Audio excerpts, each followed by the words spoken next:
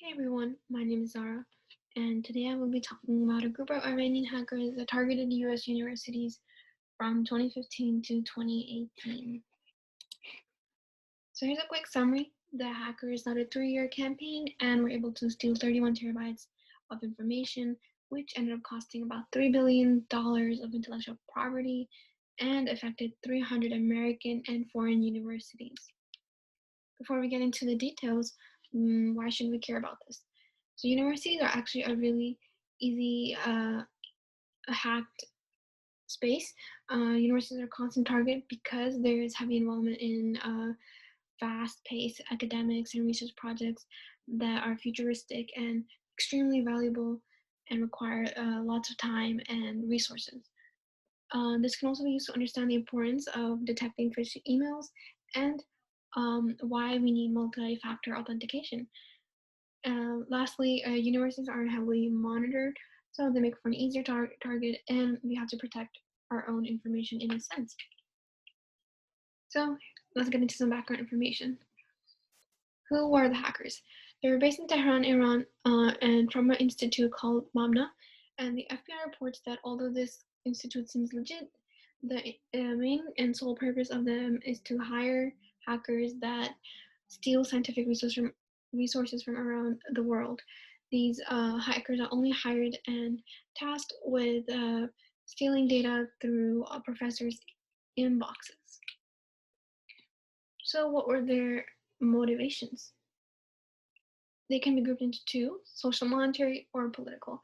Social monetary include that they want to get ahead in research, and research can be sold. According to the sources, the stolen data can also be used to assist scientific research organizations in Iran. Another political reason, um, moving on to political reasons, is some of the sources that it can be useful for the government or this additional organization called the Iranian Revolutionary Guard Corps that were hoping to gain access to some military information. Let's get into the attack vectors. One method to use was spear phishing. Emails were sent to these professors and they seemed legit, so the professors would click on them, and when they were clicking on and was visiting these sites, it looked like they would have to re-enter their credentials and log back in. And once they gave their credentials to log in, the attackers had access to these credentials, and they were able to set up forwarding rules to pass these emails directly to the hackers' inbox. Furthermore, the victims fell for this easily because the sites seemed to be legitimate because they displayed like a padlock, meaning that the domain was actually validated, which was very confusing for the FBI as well, and the users who mistakenly logged in thinking it was the correct site. Here is the attack diagram for the phishing attack. So one, the attacker sends an email to the victim. Two, the victim clicks on the email, goes to the fake website, will put in their credentials, and now the attacker will have access to these credentials, and they can access by using the legitimate site. Another method was spray attacks. Because many universities actually lack two-factor or multi-factor authentication, guessing passwords is rather easy. Some of them can be Winter 2018 password 123 and etc. As you can see in this picture, the attacker can come up with a variety of passwords to guess and get authenticated with the system. So now let's get into the impact of this. The impact can also be grouped into two: personal and financial. For personal, you can imagine the credentials were exploited and 31 terabytes of data, including research that probably took years and years to compile, was exposed. Roughly 3 times, to give you guys an idea, roughly 3 times the amount of data in the print collection of the Library of Congress is about 31 terabytes. Furthermore, there was no specific details provided to news resources on what kind of research was lost. So it could range from anything to advanced medical research all the way to your personal sensitive information, such as the social security number. Moving on to financial impact. Like I said earlier, more than $3 billion worth of intellectual property. of the hacked professors, which are estimated to be about 3,768. They were from 144 universities. And again, this total to be about more than $3 billion loss. So what happened to all this data? The stolen data was said to be used by the organization that we mentioned earlier, the Guard Corps, and their main goal was to gather military information. Secondly, the data was actually sold and put on sale on two websites, Megapaper and Gigapaper. One of them was actually owned by one of the hackers, and Gigapaper offered the university's credentials for sale, so customers could actually use those credentials to log on to university sites and access libraries, online resources, videos, books, databases, and etc. Let's get into the response. How did things change after this? Well, there was a widespread implementation of multi-factor authentication or two-factor. So if someone else is trying to log in with your information, your second account or phone will kind of notify you that somebody else is trying to log in. And it kind of ensures that you are the person that is logging in. Secondly, there have been strict password requirements.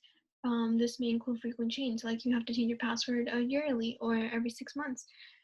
And this also may require passwords to be longer, include special characters, capitalized letters, and etc. Next, there's been an increased awareness on scam emails and etc. Spread wide, which leads into my next point, which is the implementation of cybersecurity programs. For example, the National Cybersecurity Center set up a program for two universities, Warwick and Lancaster, called Active Cyber Defense, and they were able to educate on spotting fake websites because these two universities were impacted by this. So let's kind of analyze the response.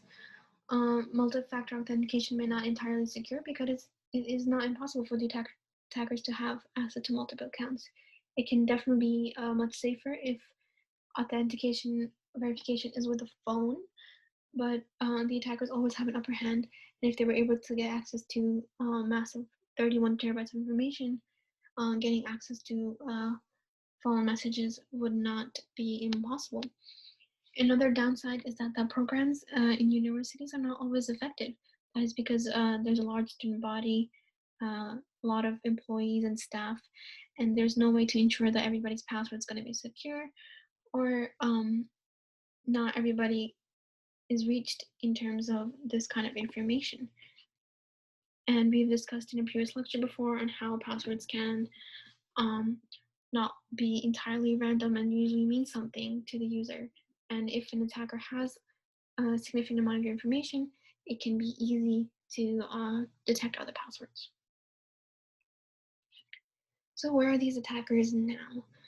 According to the FBI, they're still wanted. The institute is still out there. Many suspect for them to attack again. They will be arrested, and if they leave Iran, the country they're in, and are considered criminals in more than 100 countries. So some takeaways and some questions.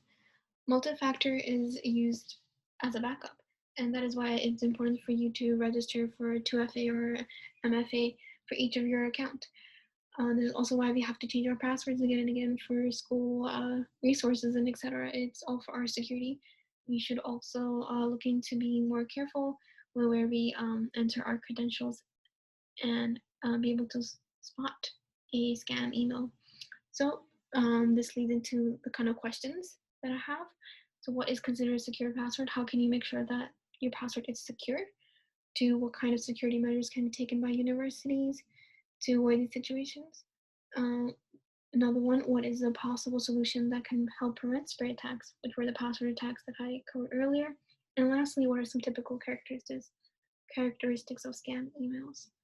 I hope you guys can answer those, and here are the resources if you are curious about more, and thank you.